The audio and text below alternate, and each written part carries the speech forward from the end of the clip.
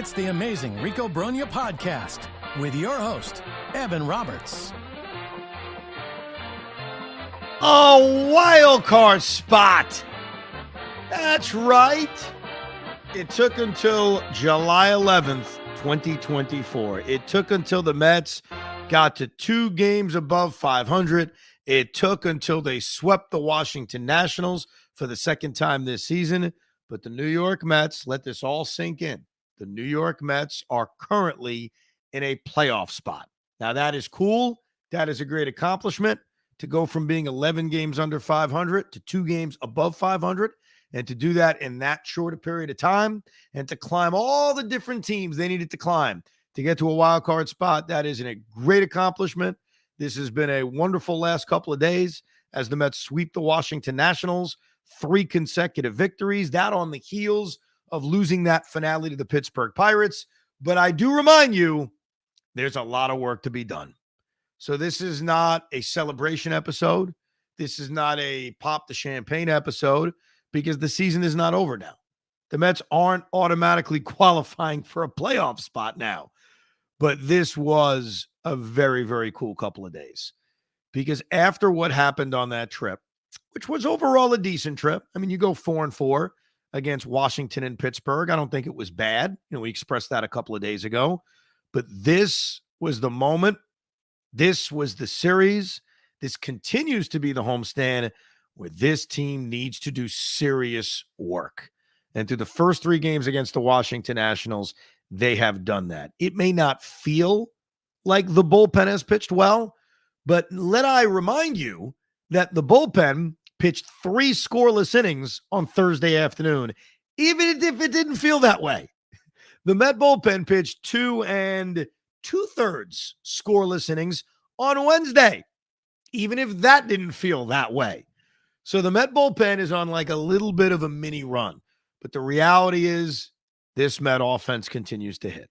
7 runs in the opener of this series. We did a drive home Rico for that. 6 runs in the second game of this series. The 4-run rally in the 6th that gave them the lead and eventually the win. And then a 5-run 5th inning, 2 more in the 8th inning, 7 runs in the finale of this series. 7, 6, and 7. The Mets came home and they scored runs. The Mets came home and they pitched. One of the most underrated things about this team over the last few weeks, even during that stretch where they lost a couple of games, they're pitching really well. Their starting pitching has pitched really well. And they've done something on this homestand that is going to be so important, but they certainly did it in these 3 games against the Washington Nationals. Game number 1, 7 innings out of Jose Quintana. Game number 2, 6 1/3 innings out of Luis Severino, pitching into the 7th inning. And in the finale of this series, and it didn't look like it was likely because of the amount of pitches David Peterson threw early, but 6 scoreless innings out of David Peterson. It makes the bullpen's job so much easier when it doesn't need to get 15 outs and it doesn't need to get 12 outs. So kudos to the starting pitchers over the last 3 days, Quintana, Severino, and David Peterson. This offense. And let me start with one particular guy. We'll start with the finale of this series. We'll get into game 2. We'll read a lot of your emails. We'll preview the Colorado series. And yes, there will be trade talk. Yes, we will continue a discussion I had on the air earlier with Tiki about Pete Alonso and buying and selling and who you buy and who you sell and if you can buy and if you can sell. And we'll take a listen to Brandon Nimmo, who is the captain of the New York Mets in a lot of ways. Lindor too.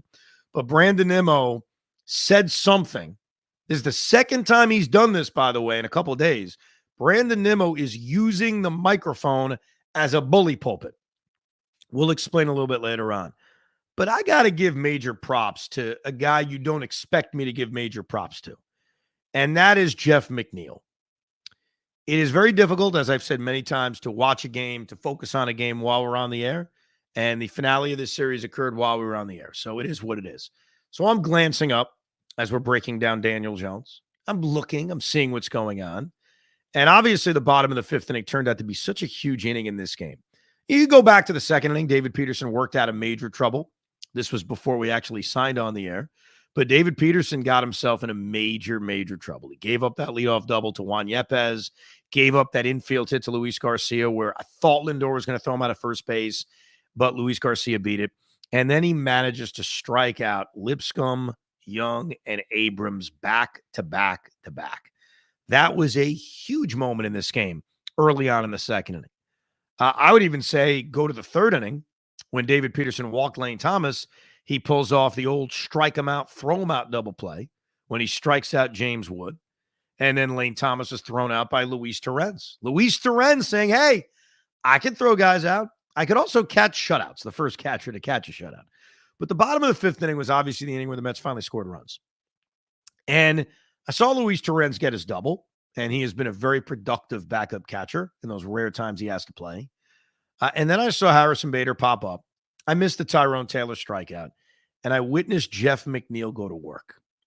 And Jeff McNeil's walk, very simple thing, but his walk changed the game because it allowed your dual MVP threats, Francisco Lindor and Brandon Nimmo, to have opportunities against Mackenzie Gore.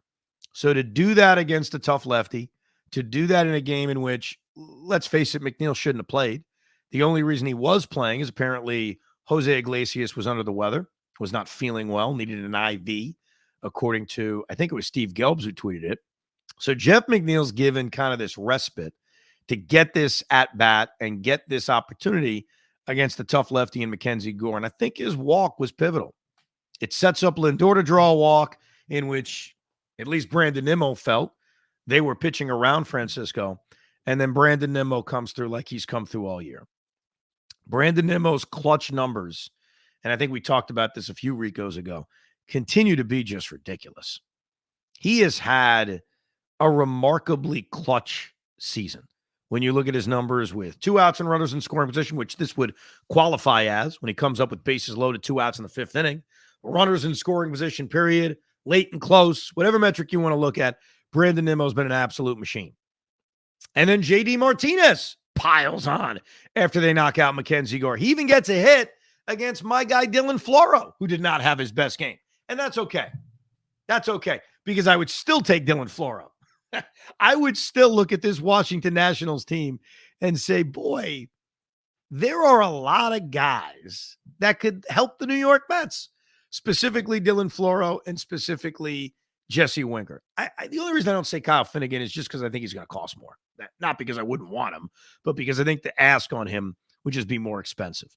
But they put up the 5 runs. Pete Alonso comes through with a base hit. JD Martinez comes through with a base hit. David Peterson gives you the shutdown 6th inning to get you through 6. And it was odd. And maybe it's because I was on the air. I had a confidence. I was not fearful that the Met bullpen was going to completely implode. And they did not. Phil Maton looked great in his Met debut. Kudos to him. Danny Young was very shaky and actually couldn't even get the last out because he loaded up the bases. So Dednell Nunez had to come in. But even when Dednell Nunez came in, and look, ideally they wouldn't have used him. I think one of the negatives of, going to Dednell Nunez is just you question the availability for Friday. If they play on Friday, there's rain in the forecast. But Nunez gets a big out, gets that weak ground ball to second base. And then Adam Ottavino. Look, I think we're all sick of Adam Ottavino. I think Adam Ottavino is not being DFA'd simply because you need guys to fill out a roster. So could there come a point in late July if David Stearns is able to add 2 quality relief pitchers where Adam Ottavino gets his walking papers? Absolutely. That's on the table. But right now, they don't have anyone to replace him. Look, they just called up Danny Young back. I mean, they're not exactly littered with arms. But I give Adam Ottavino like a morsel of credit in that as bad as that 9th inning was, as many pitches as he threw 27 pitches in that 9th inning, he got the final out and completed this odyssey of the Mets not being able to get a shutout. And what I loved about this win was that there was a killer instinct. There wasn't a, hey, we won 2 games. We won the series against the Nationals. Gee golly, we accomplished the Rico Brogna goal from a few days ago, in which I laid out, go 5-1 on this homestand, 2 out of 3 against Washington, sweep Colorado. They went for the jugular. And they did it with really good starting pitching. They did it with clutch offense in the fifth inning. Every one of those 5 runs came with 2 outs. They did it with quality, grinded out at-bats. I mentioned McNeil and then Lindor. And they win a baseball game. They win a baseball game in which Francisco Lindor did not have a hit and did not drive in a run. But J.D. Martinez had 3 hits. Pete Alonso was hopefully getting hot. He had 2 hits. And the New York Mets not only sweep this series, not only shut out a team for the first time, not only get the 2 games above 500 for the first time since late April, but they sit in a wild card spot. And there is something very cool about that. There is something very refreshing about that. Doesn't mean they're going to make the playoffs. Doesn't mean it's over. There is a long, long way to go, including 3 more games to wrap up this homestand, but a really, really good victory. Go back to the second game of this series. The second game of this series was nerve-wracking because of the mistakes, God bless you, that Luis Severino made. And it was very, very infuriating, and it felt like a loss because when Nimmo hits the home run in the first inning, which was great to see, continues to be on a power surge, and the Mets have a 1-0 lead, and Sevy gives up those 2 runs in which it's on him for not backing up home. And to do it twice in the same inning, Ron Darling said it, you don't need me to lecture him, is inexcusable. I appreciated that Carlos Mendoza after the game essentially said the same stuff, did not make excuses for Luis Severino, because Luis Severino's been in this league for a long time. He's a veteran. He knows that you have to back up behind home plate. But to me, what made it, I think, worse was that in the 4th inning, the very next inning, the bottom of the 4th inning, when Jose Iglesias comes through with that base hit behind in the count with 2 on, and the run does not score, hit the ball too hard, Vientos wasn't going to score from second, the ball gets past the catcher, and Patrick Corbin, the worst pitcher in all of Major League Baseball, was heads up enough to know to back up the play, saving the tying run. And then, of course, Tyrone Taylor strikes out. That just feels like the baseball gods laughing at us. Here's Severino making the same mistake twice, costing the New York Mets the lead. It should have been 1-1 instead of 2-1. And then in the following inning, the Mets get a big hit and can't get the tying run home because the Washington Nationals starting pitcher, another veteran who's been around a while, knew where to be. And I know that's not a great kind of reasoning to think we were going to lose that game, but I did think that. I'm being honest with you. Down 2-1, going into the 6th inning, my thought was, wow, they usually own Patrick Corbin. They haven't really been able to do much against him. Really, that opportunity in the 4th inning was their best opportunity. But it felt like poetic symmetry that Sevy makes the mistakes and Corbin makes the right move. But what I am learning is we cannot count out the relentless New York Mets. J.D. Martinez coming through with a base hit.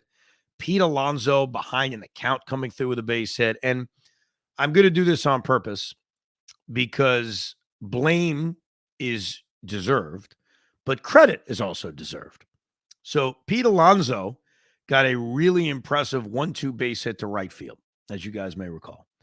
And J.D. Martinez tried to go first to third. It seemed like a very risky maneuver against the arm of Lane Thomas. And I'm at home. I did not go to this game. As Lane Thomas is firing the throw to third base, I am like, oh my God, he's dead. Like JD is going to be thrown out trying to go first to third with nobody out. Like that is a baseball faux pas. But the aggressiveness paid off because Lane Thomas's throw was a little bit offline. And Pete Alonso, to his credit, was very heads up and actually made a great base running decision. You guys are probably laughing because you're like, wait a second, good base running decision. You're supposed to kill him. No, trust me, I will kill him. I'm getting there. I'm just being fair. I'm a fair guy or a fanboy, one or the other, or maybe both. So Pete Alonso had a really good heads up base running play. I didn't love JD Martinez trying to go first to third. I think he was very lucky that he got to third base. But as Lane Thomas made that throw, Pete Alonso was incredibly heads up to follow it and go to second base. So once JD is safe, the Mets have second and third, nobody out. If JD was thrown out, there'd be a runner on second, one out. Still would suck, but Alonso was following enough and heads up enough that the Mets were going to have a runner in scoring position either way. So props to Pete Alonso. I don't know if anybody forgot that play, but that happened. The problem is Mark Vientos was up next and hit a deep fly ball to right field that I don't know what the hell Pete was thinking of. I mean, Pete Alonso was going back to tag up at second base. I don't know why he was doing that. First of all, I never thought for a second the ball was going to be caught. And then second of all, you should probably be halfway. It was inexcusable for Pete to not be able to score on a double off the wall. So you see what I did there? It's interesting. I'm able to take two plays, give him props on one, and rip him for the other. So Pete Alonso had a bad base running play and a really, really good base running play all within 45 seconds of each other. Now, luckily, it turned out not to matter. Luckily, after Francisco Alvarez drew a walk and they got Patrick Corbin out of this game, Jose Iglesias, who continues to be insanely money, like it doesn't make sense how clutch he is, comes through with the big 2-run single. So luckily, the Alonso faux pas doesn't bury them. But yes, he did make a mistake in terms of not being able to score from second on a double off the fence. He needs to score on that play. He should not have been tagging up. But the Mets overcome it. And I think that's the beauty of that win on Wednesday, that you have the base running mistakes. You have the bad throw by Tyrone Taylor and the non-backup from Luis Severino. You have Corbin doing the right thing by backing up the catcher on what turned out to be a throw that got past the catcher, Keibert Ruiz. And yet, despite all those mistakes, the New York Mets win 6-2. And that's cool. I like that. You have to clean up those mistakes. Those mistakes cannot continue to happen. So Luis Severino better cover home and Pete Alonso better score from second on a double. But it's so much easier to deal with when you win. We also saw Jake Diekman. And you know, I had a conversation very briefly with a friend of mine on the Mets text chat that we have who was complaining about Jake Diekman coming into this game. In fact, I received a live, as it was happening, Rico email complaining about Jake Diekman coming into this game. In fact, I'll read it to you. AW writes, there's one out in the top of the seventh inning with a runner on second, and Carlos Mendoza just brought in Jake Diekman. Assuming Mendy's not trying to lose the game, can you explain what the hell he's thinking? Diekman's non-competitive. So I will explain to you what he's thinking, and I will offer a defense. And I like the defenses when they ended up working out, because obviously they did end up working out. Jake Diekman got back-to-back strikeouts. So Jake Diekman has an ERA that coming into that performance was above 5. And Jake Diekman is not a reliever that any of us trust. But I'm going to give you some stats about Jake Diekman, which is going to remind you that if he's used correctly, if he's used strategically in the right way, Jake Diekman is a weapon. Jake Diekman this season, I don't care about last year, it wasn't on the Mets. I'm talking about this season. Against left-handers, opposing batting average of 152. Not bad, right? 152. An OPS of 496. You see the difference. Right-handers have hit 8 home runs off him, which is crazy. He's given up 8 home runs this season. Lefties have hit 0. In fact, he's given up 2 extra base hits to left-handers all year long in 120 plate appearances. Jake Diekman is good in the right situation. He's good against lefties. Now, we live in this world with the 3-batter minimum where it is much more difficult to position Diekman in a spot where he is effective. And I get it. I don't love Jake Diekman either, but I'm presenting where he can be effective. And that's how Mendy used him. And that's why it was a good move. That's why the move made complete sense, because the Washington Nationals' top 3 hitters, and this is when Mendy went to him with 1 on, 1 out in the 7th inning. Their leadoff hitter is C.J. Abrams, lefty. Their second place hitter is James Wood, lefty. By the way, neither pinch hit candidates. So those 2 guys are batting. And then the next hitter is Jesse Winker, who is a pinch hit candidate. So when you go to Diekman in that situation, you're doing it in the perfect spot for him. If he can get lefties out, which he does at an incredibly good pace, That's it. He doesn't have to face a righty. If somebody gets on base, unfortunately, you're probably going to watch Jesse Winker get pinch hit for. I would guess it's Harold Ramirez. That's usually where they go, seeing the tendencies of the Nationals over the last couple of weeks. And then, yes, you don't have an ideal matchup. So Diekman, if used properly against left-handers, can be effective. Now, I'm talking about this moment, this game. I'm not talking about his overall role, because his overall role is a lot more complicated when it's almost impossible to find him a situation like that. Lineups are so balanced around baseball now. There are some teams that just don't have a lot of left-handers. So you lose what makes Diekman effective. But again, this season with the New York Mets, only season that matters for us as Met fans, 152 batting average, 496 OPS, 2 extra base hits in 120 plate appearances. I think we would all admit those are really good numbers, and that is why Jake Diekman was used. It is on Mendoza to find the right spots for him. That happened to be the good spot for him. Jose Butto. Major credit to Jose Butto. I think he's clearly going to now be a high leverage relief pitcher. He comes in the 8th inning in a game that was at the time 5-2 with a runner on second, 2 out. So definitely high leverage spot. Strikes out Lane Thomas, pitches a 1-2-3 9th inning, actually ends up getting his first major league save. But with Reed Garrett going down, and luckily it's not, season ending for Reed, but it's certainly a couple of weeks, and he's been less than really effective recently. I think Jose Butto's right into that circle of trust. To me, I only have 3 guys in the circle of trust right now: Edwin Diaz, Dednell Nunez, and Jose Butto. That's it. And I guess those special circumstances with Jake Diekman when he faces the right lefty. Those are the circumstances where I would put him in the circle of trust. I'm not there with Phil Maton, but he's going to have an opportunity. There's no doubt about that. And we'll see if Phil Maton can become a key reliever for this Met team. Now, let's get to a couple of things. Let's get to Jim Bowden. Can we get to Jim Bowden? Jim Bowden got Met fans freaked out today or yesterday, depending on when you're listening. Jim Bowden put out an article about what he's hearing at the MLB trade deadline. And it's funny when articles come out, very few people read them. And I understand, we live in a society today where we don't have a lot of time, or maybe you don't have a subscription to The Athletic. And so what ends up happening, what's that term called? Not agitators, aggregators. That's the term.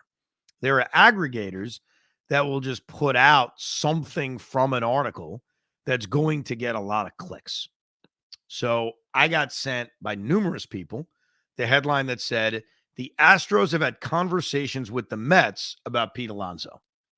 And you see something like that without any context, and your reaction is, wow, okay, what the hell's going on? What are the conversations about? Are the Mets, who are in a pennant race right now, I think we'd agree with that, are they going to trade Pete Alonso?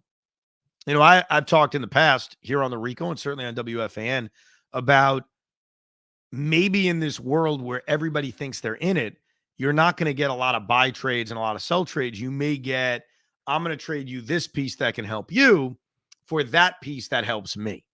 So I now realize I need to read this article wherever it came from. I'm not just going to read a headline that says the Astros have had conversations about the Mets with Pete Alonso, but your brain starts to operate. And my brain starts to say, what could the Mets and the Astros do that would help each other out? Like the Astros aren't going to trade the Mets Alex Bregman. The Astros aren't trading the Mets Kyle Tucker. I'm thinking about those bats. Okay, the Astros have some pretty good relievers, but am I trading Pete Alonso for Brian Abreu or Ryan Presley? Probably not. So full context, because again, I'm sure a lot of people listening to the Rico aren't subscribers to The Athletic or don't have the time to sit there and read a whole article from Jim Bowden because he's boring sometimes. Here's what he wrote about with the Mets. The Mets are only a half game out of a wild card spot, which has essentially taken Pete Alonso off the trade market. So stop right there. We get a headline that says the Astros and the Mets are talking about Pete Alonso, and then you read the article and it says the Mets are only a half game out of a wild card spot. By the way, that's outdated. They're now tied for a wild card spot, which has essentially taken Pete Alonso off the trade market. Okay. He goes on to write, however, that word, however, it's a dangerous word. However, they are keeping an open mind and might end up doing some buying and selling at the trade deadline. If they find a trade that could really help them long term, they'll consider it. But they also might just add a few pieces, particularly a starting pitcher and relief pitcher, to try to make the playoffs this year. On Tuesday, they acquired righty reliever Phil Maton in a swap with the Rays for cash or a player to be named later. Does anybody, and this is the only reporting I've seen so far about Pete Alonso at the trade deadline, updated Pete Alonso at the trade deadline, not a month ago, like right now, does that make anyone think the Mets are trading Pete Alonso? Like, I just read it to you. Does that, forget about what you want them to do. We'll get into that in a few minutes. We're just following the reporters now, right? Does that sound like the Mets are trading Pete Alonso? It sounds as if the Mets are very unlikely to trade Pete Alonso. They're very unlikely to do any kind of major selling unless they're blown away. But they're likely to just try to make tweaks to add to this roster. You know, add a reliever, add a starter, I guess, but add a reliever, add two relievers, and do it in a way that doesn't impact your future and doesn't, involve the Mets trading any significant prospects. That's what I take from that. I'm also a believer in the $1 million man, Ted DiBiase philosophy, which is everybody has a price. So when I say the Mets or this team can't trade a certain player, I don't really mean that. You could trade anybody. In the right deal, in the right moment, you could trade anybody, but it doesn't mean the right deal is going to be out there. So let's have this discussion. Let's start off with the basics. The Mets are tied for a wild card spot, and there is less than 2 weeks to go, or about, I should say less than 3 weeks to go until the MLB trade deadline. And there's a bunch of days where they're not going to play. So the Mets are very, very, very unlikely to be 5 games out of a wild card spot when the trade deadline occurs. I think we could agree with that. Even Negative Dan would agree with that, right? Like, they may struggle. They may come out of the break and surprise us by losing a few times to the to the Marlins, but they are likely to be in the mix come July 30th, which is the day of the trade deadline.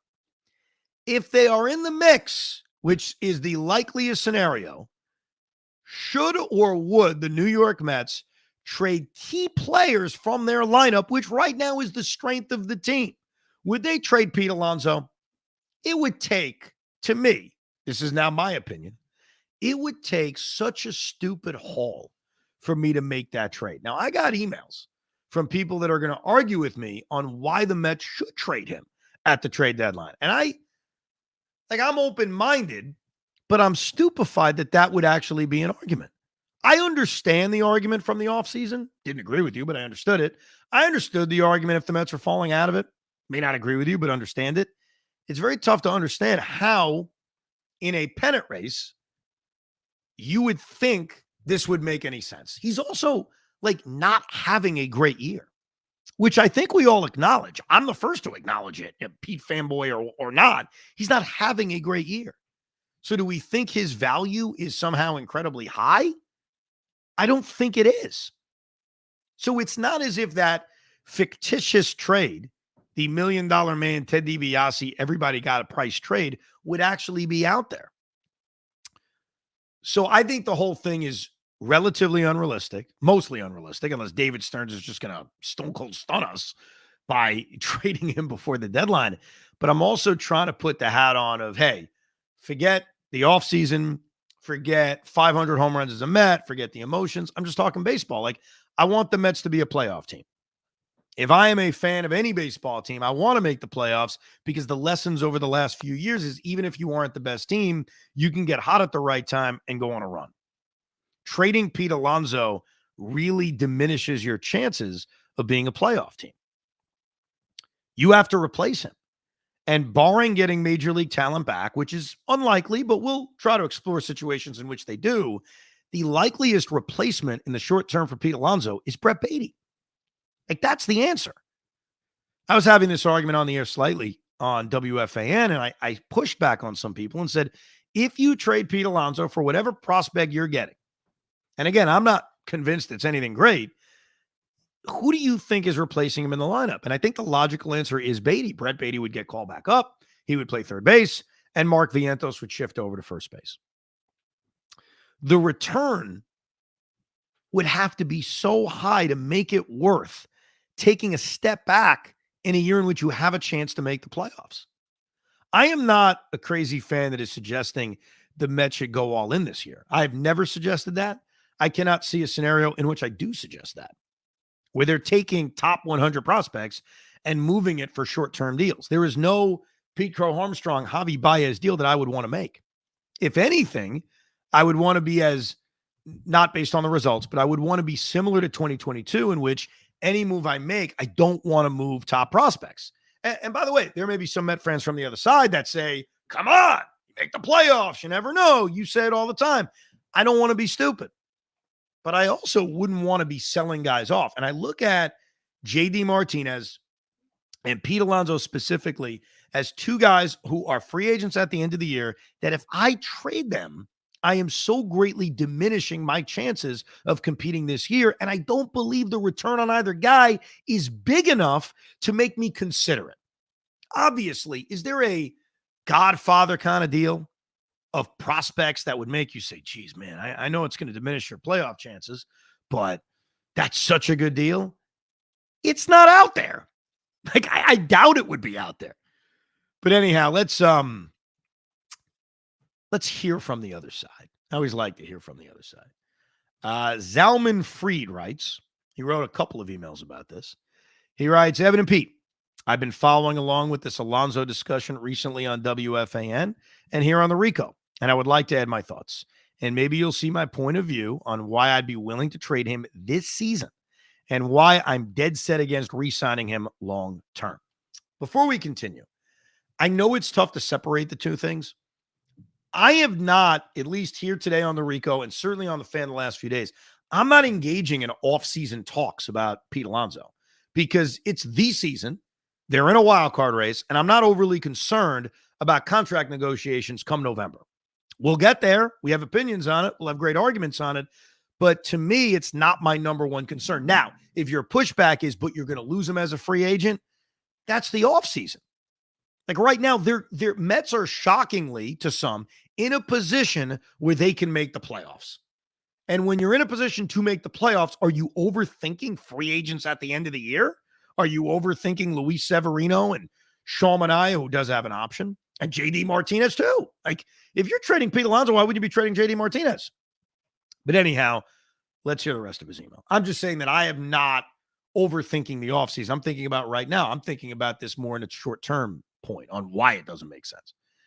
Anyhow, first of all, to be clear, I would not trade Pete for any prospects, no matter how high the ranking.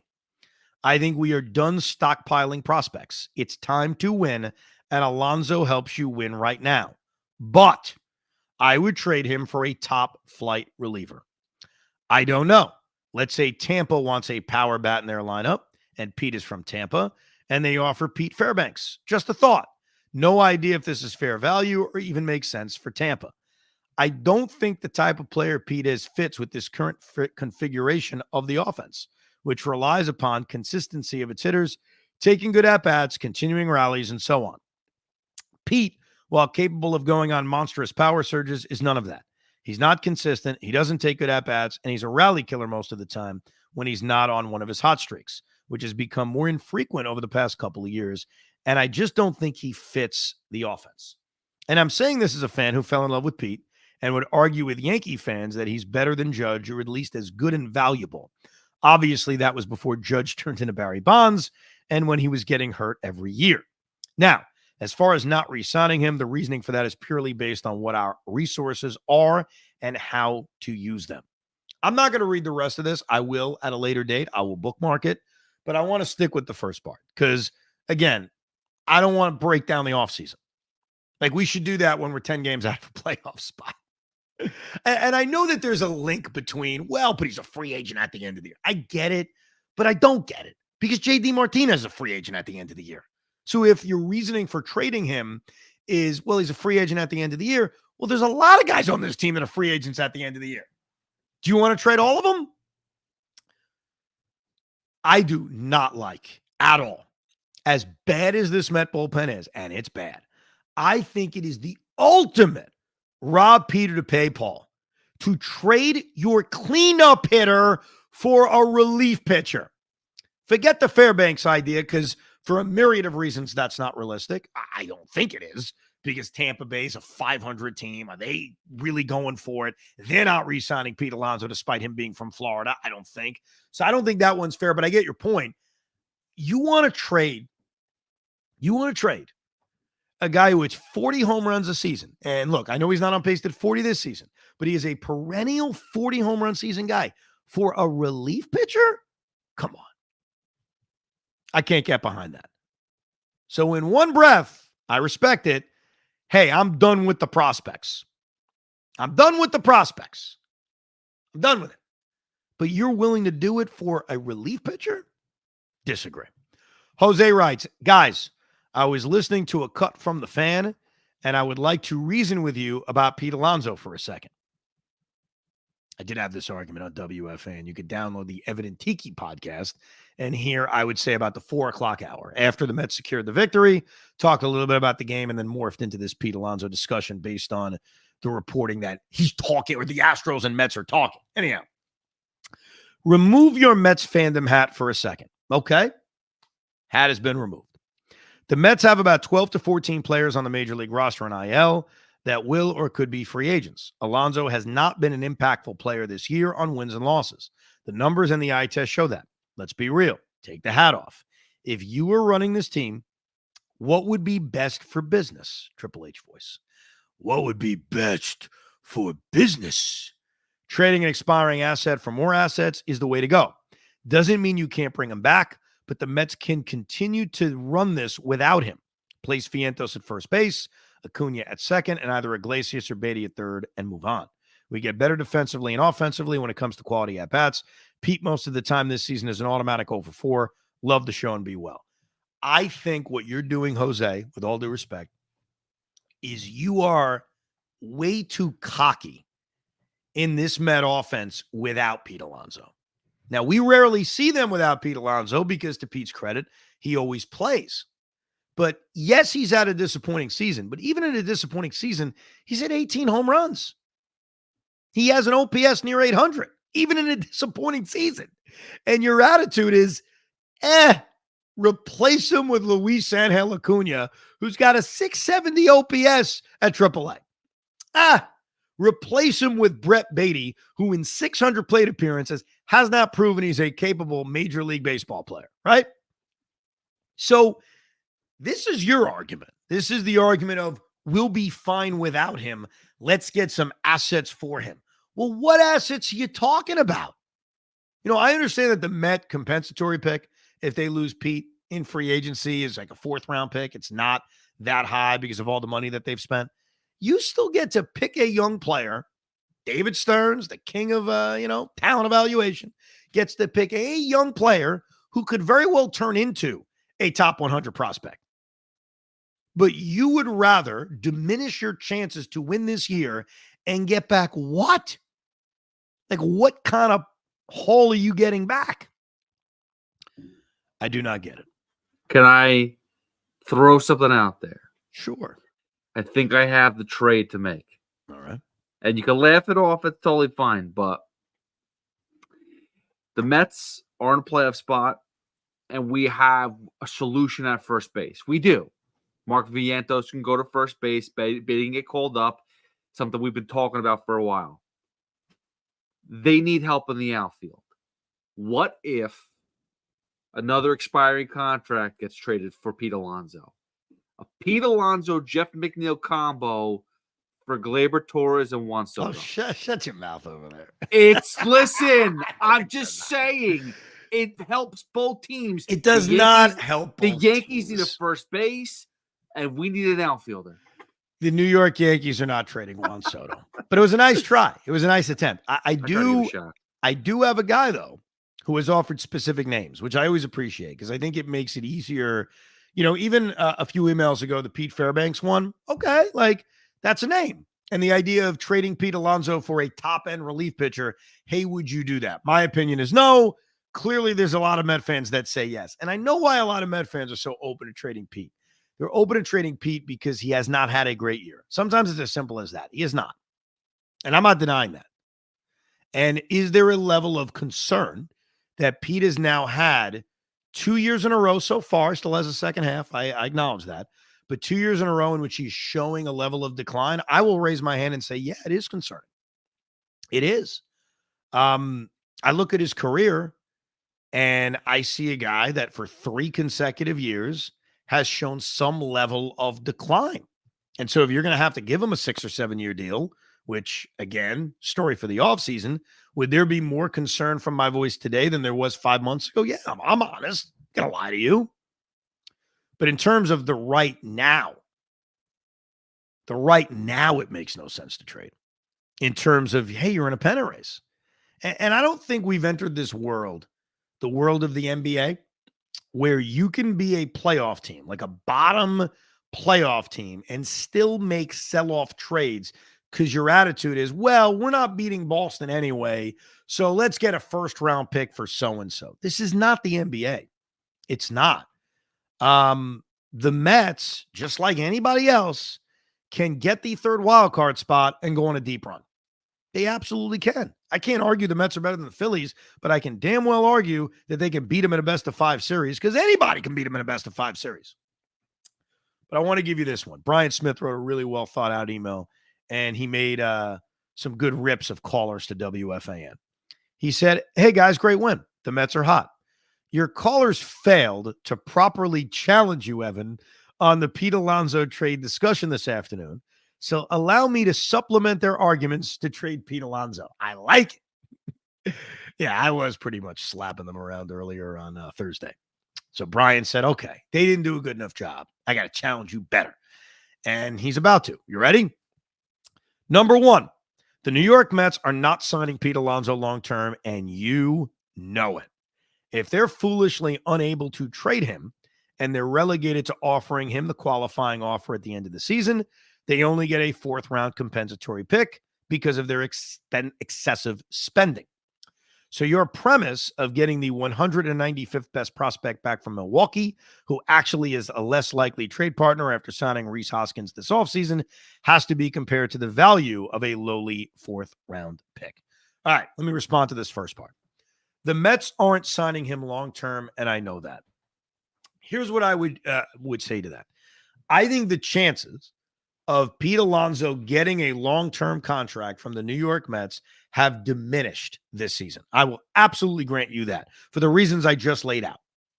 The Mets offered him, 7 years, 160, I think was the report that Joel Sherman had last summer.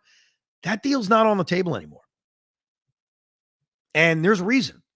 The reason is he isn't performing. It's the opposite of Aaron Judge. Like he just hasn't performed at a high enough level. So when you say the Mets aren't signing him long-term, they're not signing him to that long-term, but the market is going to dictate if the Mets re-sign him. I can't tell you they're not going to re-sign him. What if there's no market for Pete Alonso? What if, because Christian Walker is a free agent, he ends up being the belle of everybody's ball, and Pete ends up having to settle on a short-term deal? So if the phrasing is long-term, no way, no how, I think it's less likely. I think the Mets could sign him to a long-term deal if the money comes down. I just think it's unlikely that that would happen with Scott Boras. That's number one. So I can't say I know for sure they're not going to bring him back. I think there are circumstances where they do, but I think he has hurt himself with the season that he's had. The qualifying offer being a 4th-round pick versus whatever prospect they get back. It's not that, hear me out on this. It's not that the 4th-round pick is better than whatever prospect you get back. It's that you get the 4th-round pick and you keep him with a chance to win now, and also keep the chances alive that maybe he accepts the qualifying offer because Scott Boras does his research and says, there's no market for my player. Once you trade him and you get back this prospect that I will give you, maybe better than the 4th-round pick you select, but you have no idea. I have no idea. You've eliminated those two options.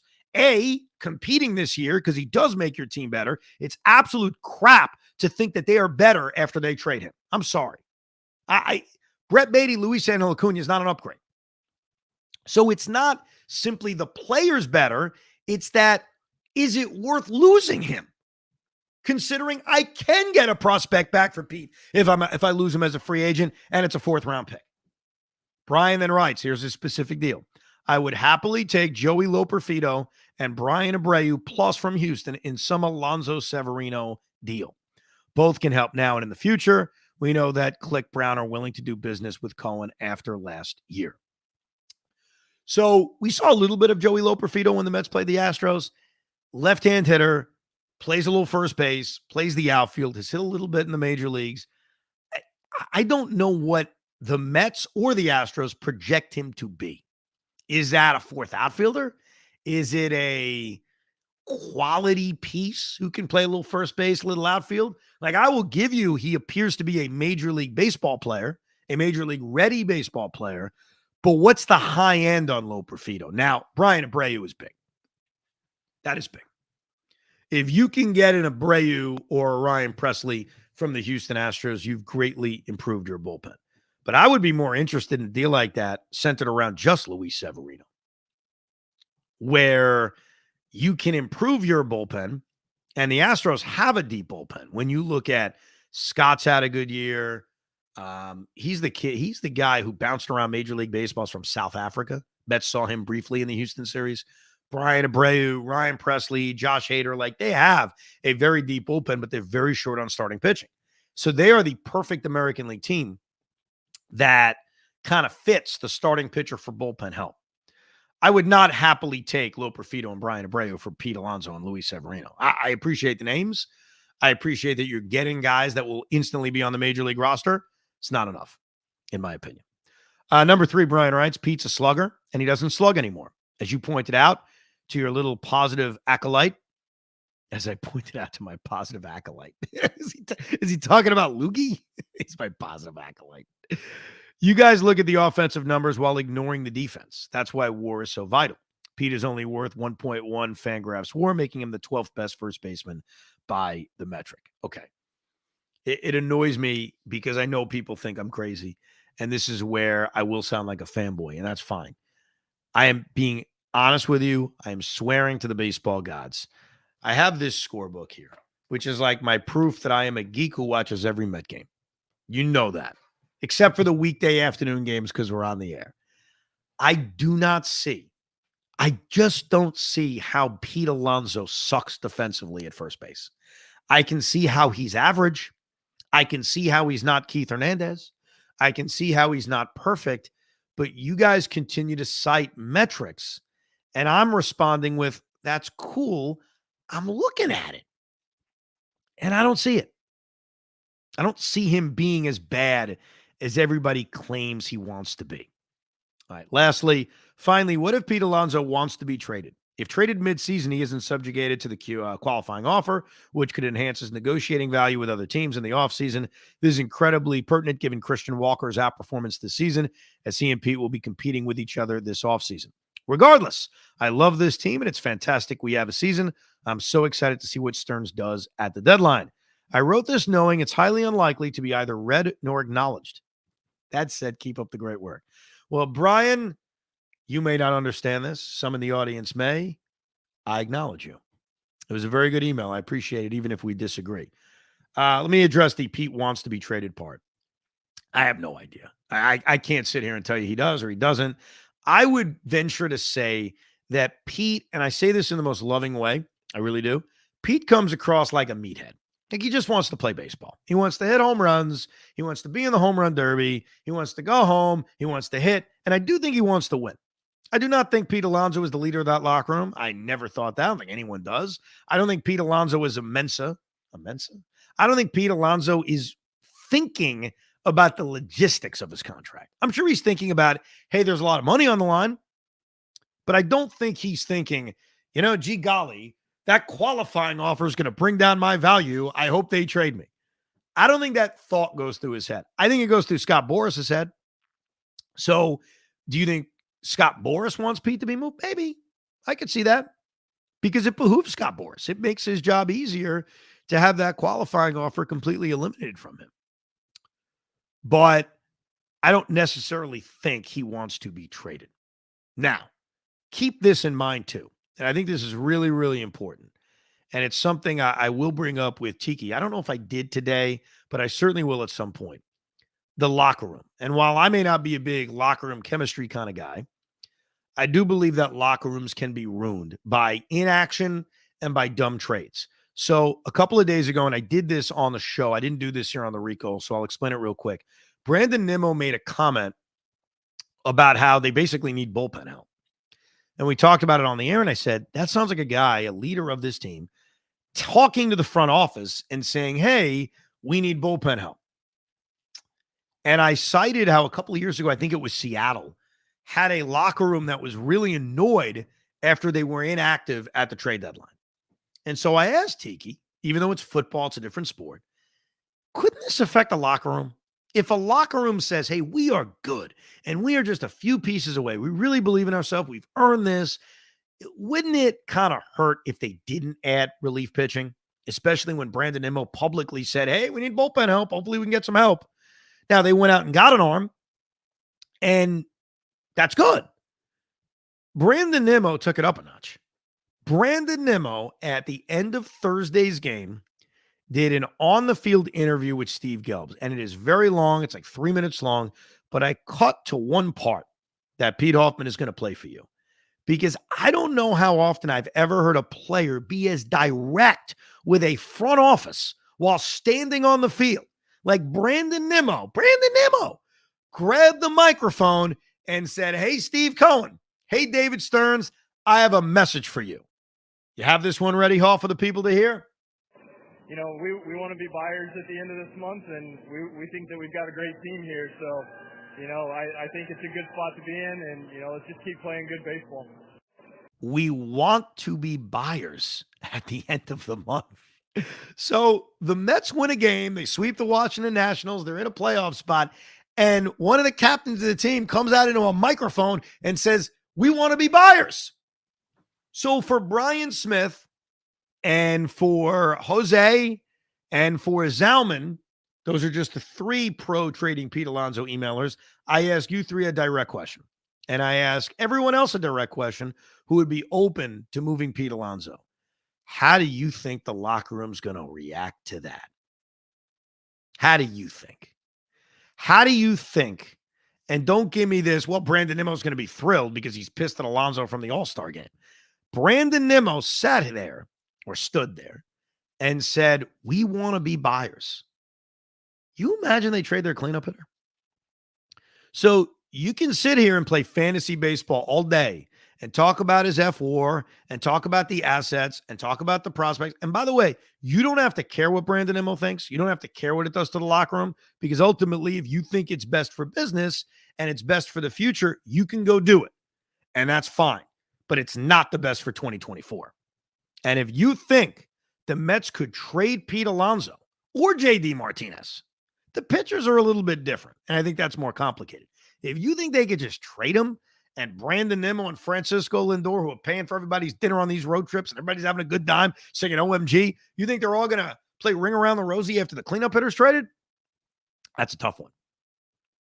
That would be a very, very tough one to pull off. And I'm not sure they'll be able to. So keep that in mind when we talk about this. With that said, I don't think it's going to happen. And I think that the Mets will probably follow the strategic buying strategy that we've talked about, where they are not going to give up top prospects, nor should they, and they try to add to this team, because right now this team is good. And when you look around the National League and you kind of factor who's good, who's not good, who's in the race, who's not in the race, and you look at San Diego and you look at St. Louis and you look at Arizona and you look at Pittsburgh, the Mets are right there. And the Mets are probably just a little bit better. And even the Atlanta Braves are not fully out of reach, which is crazy to think about, because that's, I don't want to say fantasy, because I think the fantasy is like, when you use the word fantasy, you think World Series. So the amazing accomplishment, I guess, would be getting that first wild card spot where you can host postseason games in that wild card series. But as of right now, it's not about that. It is about just continuing to win and make the postseason. By the way, on the minor league front, Drew Gilbert's back in action. So that's great. One of the many prospects that have had start and stop seasons. Obviously, Jet Williams has been out for a while. So Drew Gilbert is on his way back. Luis Angel Acuna continues to play shortstop, center field, second base down in the minors. And Kodai Senga is making his third rehab start on Sunday. So maybe one more after that, or maybe we get Kodai Senga after the All-Star break in Miami. Maybe he makes his debut against the Yankees at Yankee Stadium. Wouldn't that be fun? But either way, they are going to go with a 6-man rotation upon his return.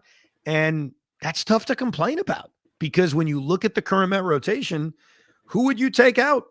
David Peterson is earning his stripes right now. Credit to him. Sean Manaea's pitched well. Jose Quintana's pitched well. Luis Severino's been up and down, but was good in his last start. And obviously Christian Scott. So I think that is a no-brainer decision to go 6-man rotation, especially since the way we saw the way it handled Christian Scott when he pitched on regular rest. So you're damn right. So that's what we have coming up the next few days, and obviously the Colorado series. You mentioned something that the Mets won't be trading prospects. I have a question because I keep on thinking back to a lot of these guys they got last year, prospect-wise. Acuna, Gilbert, Clifford, a bunch of prospects came from Billy Epler. If David Stearns came in and had his people evaluate some of these prospects that maybe on paper look better than what they really are, you don't think that they'd maybe swap and trade a couple guys for someone that has not a short-term deal, but that someone has a little bit more control? Who? Well, for example, Acuna's not here right now. Is it because I keep a look at his numbers? They look okay, but supposedly he's not doing no, but who do you want to trade your top 100 prospects for? Like what kind of player? Like Luis Roberts out there. I know well, that's some people. I think Luis Roberts very different because he's young and he's under team control. I think when I talk about not trading prospects, it's more for what their need is, which is bullpen help. And while the Mets need bullpen help, trading a top prospect for any kind of bullpen arm, like even Mason Miller, I was thinking about that. Like, here's a young guy who's under team control. So you would think, oh, that would be worth it. They're relievers, man. Like I don't know. I know the Edwin Diaz thing has, for the most part, worked out, but I think that's the exception. So I think it's more, I'm not saying that they could never trade their prospects. I mean, you could trade your prospects for other prospects that you just like more or fit better. You can trade your prospects for, like you said, a controllable outfielder who's on a contract. But for what they need right now, which I think for the most part is bullpen help, you cannot trade top prospects for bullpen help in a year in which you're competing for one of the wild card spots and you're not a 100-win team. Like if you were in a position like your Baltimore or like your Cleveland, I guess, or Philadelphia, it's a little bit different because I think in your mind it's, hey, we're a reliever away from winning a World Series. And even though anybody can go on a run, I don't think you make a deal with big-time prospects for a relief pitcher in a year in which, well, you never know, anything can happen. So it's not that they can't trade those guys. It's that under these circumstances, it wouldn't make a lot of sense. What about a Jazz Chisholm? Because that's the other name that keeps on getting thrown out there a ton. Honestly, I think Jazz Chisholm makes a lot of sense for the Yankees. I've talked about that on the show.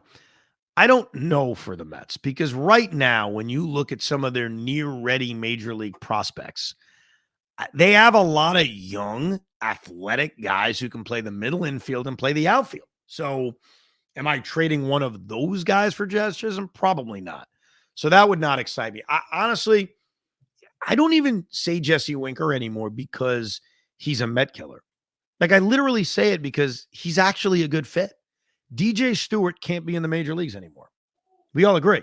So what is DJ Stewart? He's a left-handed hitting outfielder with a great eye. Hello? That's Jesse Winker, except he's good.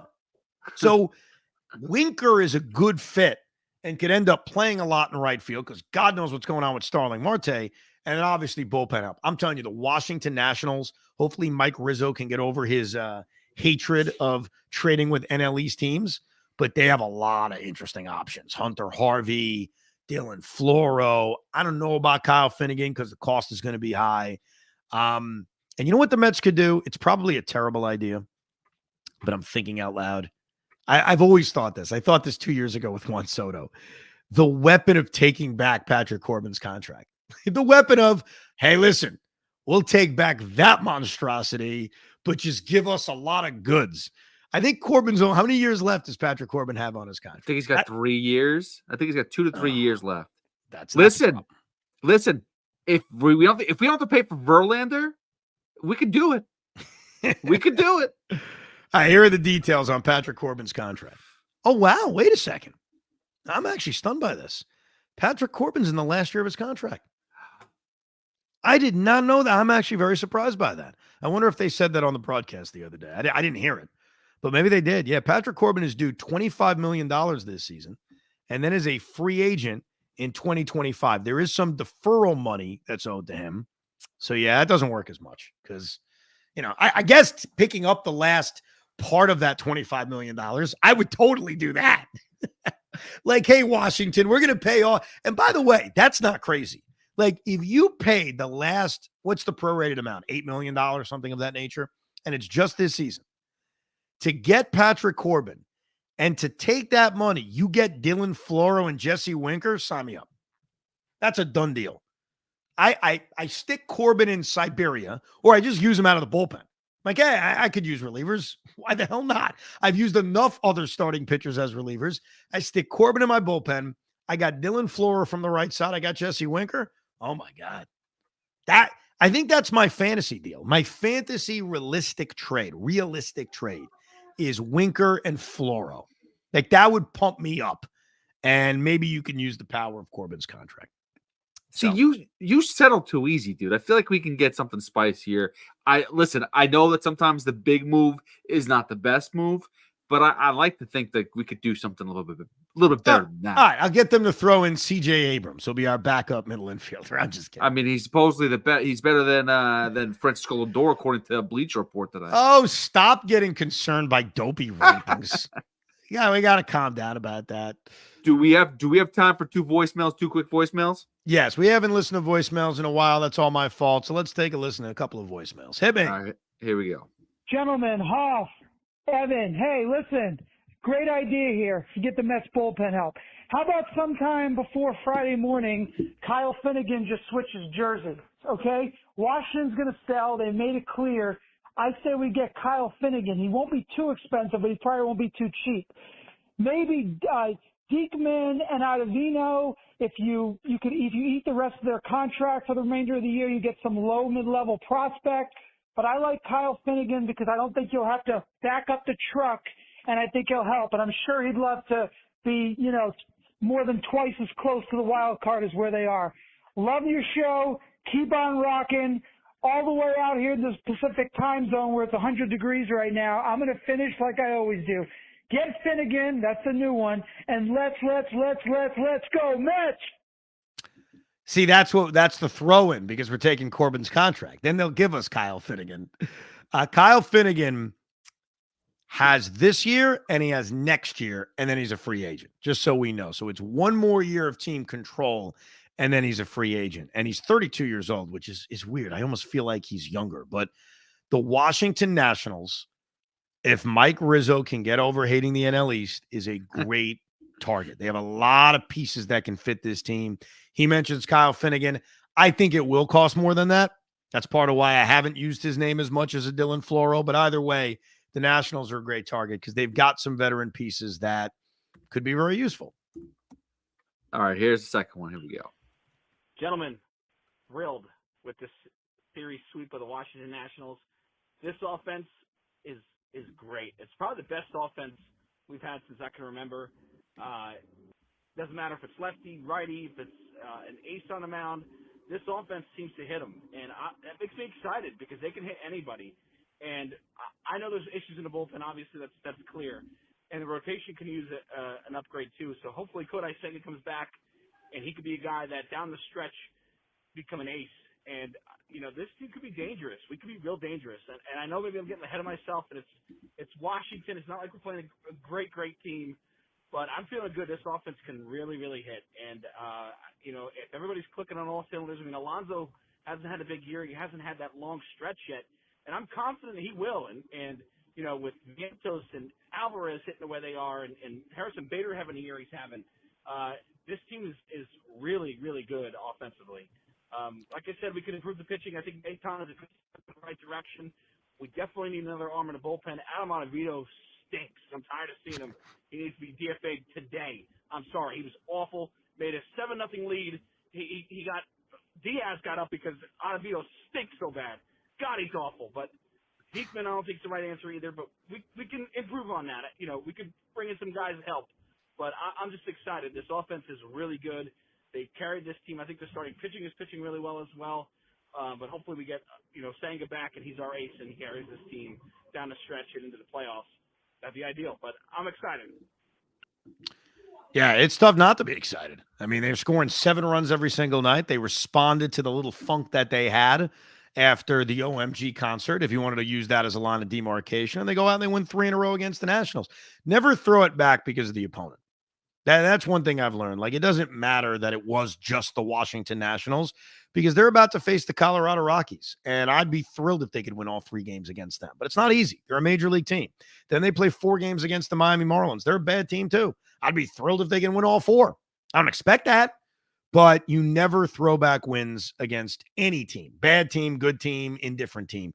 Because at the end of the day, they all count the same. And right now, at this moment, the New York Mets are a playoff team. So let's cherish that and let's beat the crap out of the Colorado Rockies. The weather does not look good for Friday's game. Hopefully they'll play. But 3 games this weekend against Colorado, and then it's off to the All-Star break. We will give you Rico's during the All-Star break. We are compiling our list, our rankings of the best wins of the first half of the season and the worst losses of the first half of the season. That'll be coming up during the All-Star break. But we do appreciate you listening and downloading and interacting, whether it's that voicemail line. The number is 725-222-8699. Or sending us an email, thericob@gmail.com, thericob@gmail.com. We appreciate you listening. Episode 301 of Rico Brogna. We hope you enjoyed this episode of the Rico Brogna podcast. It's amazing, isn't it? Make sure you download it now to keep it on you at all times.